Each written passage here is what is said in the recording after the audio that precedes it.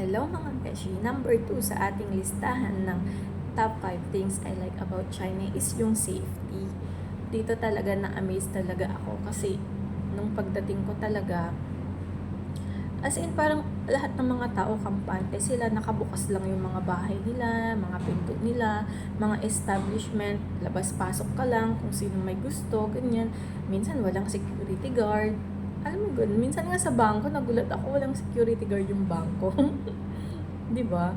So, ibig sabihin, ganun ka-safe yung lugar. At saka kahit babae ka, maglakad ka sa gabi, hindi ka mangangamba, walang mga ano sa'yo dito. Hindi uso ang mga hold-upan, nakawan, at kung anik-anik pa dito. Yung kotse mo nga or motor mo, iwanan mo sa labas. Kinabukasan, nandyan pa rin yan. Minsan, mapapansin mo yung mga sasakyan dito or motor, nandyan lang, naka-park lang kung saan dyan. Wala namang nangingialam. Hindi sila nawawala. Kahit iwanan pa nila yan dyan ng ilang araw, ganyan. Hindi ka mangangamba talaga dito kasi dito maraming CCTV, kaya takot silang gumawa ng kalokohan dahil once na nahuli sila, yari, talagang dito ang batas ay batas, kailangan mong sumunod.